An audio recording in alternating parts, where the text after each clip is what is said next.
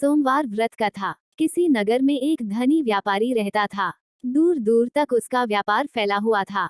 नगर के सभी लोग उस व्यापारी का सम्मान करते थे। इतना सब कुछ संपन्न होने के बाद भी वह व्यापारी बहुत दुखी था, क्योंकि उसका कोई पुत्र नहीं था, जिस कारण अपने मृत्यु के पश्चात व्यापार के उत्तराधिकारी की चिंता उसे हमेशा सताती रहती थी। पुत्र प्राप्ति की इच्छा से व्यापारी प्रत्येक सोमवार भगवान शिव की व्रत पूजा किया करता था और शाम के समय शिव मंदिर में जाकर शिव जी के सामने घी का दीपक जलाया करता था।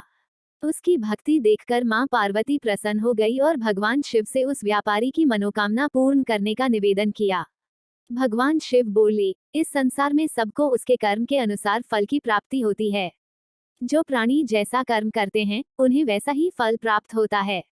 शिवजी द्वारा समझाने के बावजूद मां पार्वती नहीं मानी और उस व्यापारी की मनोकामना पूर्ति हेतु वे शिवजी से बार बार अनुरोध करती रही। अंततः माता के आग्रह को देखकर भगवान भोलेनाथ को उस व्यापारी को पुत्र प्राप्ति का वरदान देना पड़ा। वरदान देने के पश्चात भोलेनाथ मां पार्वती से बोले, आपके आग्रह पर मैंने पुत्र प्राप्ति का वरदान तो दे दिया, परंतु इसका ये पुत्र 16 वर्ष से अधिक समय तक जीवित नहीं रहेगा। उसी रात भगवान शिव उस व्यापारी के स्वप्न में आए और उसे पुत्र प्राप्ति का वरदान दिया और उसके पुत्र के 16 वर्ष तक जीवित रहने की भी बात बताई। भगवान के वरदान से व्यापारी को खुशी तो हुई, लेकिन पुत्र की अल्पायु की चिंता ने उस खुशी को नष्ट कर दिया। व्यापारी पहले की तरह सोमवार के दिन भगवान शिव का विधिवत व्रत करता रहा। कुछ महीनों के बाद उसके घर एक अति सुंदर बालक ने जन्म लिया और घर में खुशियां ही खुशियां भर गई।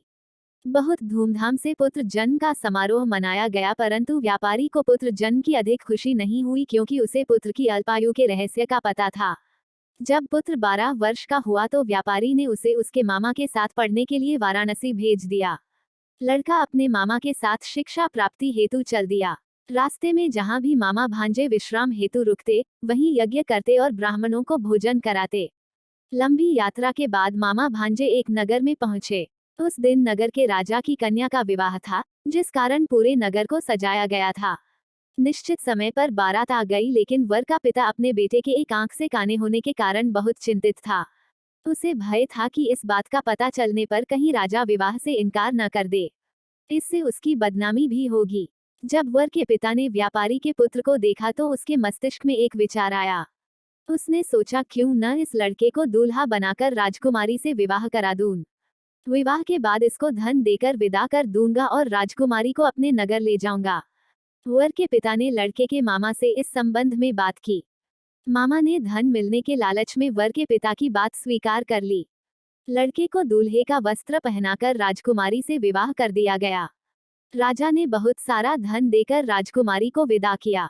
शादी के बाद लड़का जब राजकुमारी से साथ लौट रहा था तो वह सच नहीं छिपा सका और उसने राजकुमारी के ओढ़नी पर लिख दिया, राजकुमारी, तुम्हारा विवाह मेरे साथ हुआ था। मैं तो वाराणसी पढ़ने के लिए जा रहा हूँ और अब तुम्हें जिस नवयुवक की पत्नी बनना पड़ेगा वह कान्हा है। जब राजकुमारी ने अपनी ओढ़नी पर लिखा हुआ पढ़ा तो उसने काने लड़के के साथ जाने से इनकार कर दिया। राजा को जब ये सब बातें पता लगी तो उसने राजकुमारी को महल में ही रख लिया। उधर लड़का अपने मामा के साथ वाराणसी पहुंच गया और गुरुकुल में पढ़ना शुरू कर दिया। जब उसकी आयु 16 वर्ष की हुई तो उसने यज्ञ किया। यज्ञ के समाप्ति पर ब्राह्मणों को भोजन कराया और खूब अन्न वस्त्र दान किए। रात को वह अपने शयन कक्ष में सो गया। शिव के वरदान के अनुसार शयनावस्था में ही उसके प्राण पखेरु उड़ गए। सूर्योदय पर मामा मृत भांजे को देखकर रोने पीटने लगा। आसपास के लोग भी एकत्र होकर दुख प्रकट करने लगे। लड़के के मामा के रोने विलाप करने के स्वर समीप से गुजरते हुए भगवान शिव और माता पार्वती जी ने भी सुने।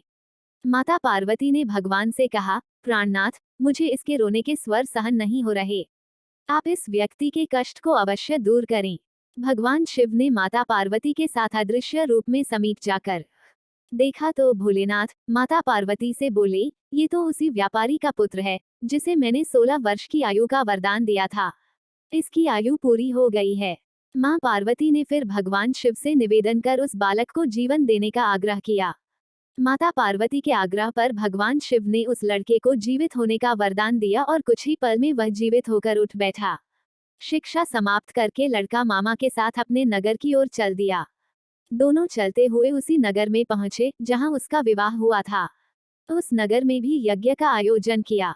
समीप से गुजरते हुए नगर के राजा ने यज्ञ का आयोजन देखा और उसने तुरंत ही लड़के और उसके मामा को पहचान लिया। यज्ञ के समाप्त होने पर राजा मामा और लड़के को महल में ले गया और कुछ दिन उन्हें महल में रखकर बहुत सा धन, वस्त्र आदि देकर राजकुमारी के साथ विदा कर दिया। इधर भूखे प्यासे रहकर व्यापारी और उसकी पत्नी बेटे की प्रतीक्षा कर रहे थे। उन्होंने प्रतिज्ञा कर रखी थी कि यदि उन्हें अपने बेटे की मृत्यु का समाचार मिला तो दोनों अपने प्राण त्याग देंगे, परंतु जैसे ही उसने बेटे के जीवित वापस लौटने का समाचार सुना तो वह बहुत प्रसन्न हुआ। वो अपनी पत्नी और मित्रों के साथ नगर के द्वार पर पहुंचा। अपने बेटे के विवाह का समाचार सुनकर पुत्रवधू राजकुमारी को देखकर उसकी खुशी का ठिकाना न रहा। उसी रात भगवान शिव ने व्यापारी के स्वप्न में आकर कहा, हे श्रेष्ठी, मैंने तेरे सोमवार के व्रत करने और व्रत कथा सुनने से प्रसन्न होकर तेरे पुत्र को लंबी आयु प्रदान की है। पुत्र की लंबी आयु जानकर व्यापारी बहुत प्रसन्न हुआ। शिव भक्त होने तथा सोमवार का व्रत करने से व्यापारी की सभी मनोकामनाएं पूर्ण हुई। इसी प्रकार जो भक्त सोमवार का विधिवत व्रत करते हैं और व्रत कथा सुनते हैं उनकी सभी इच्छाएं पूरी होती हैं।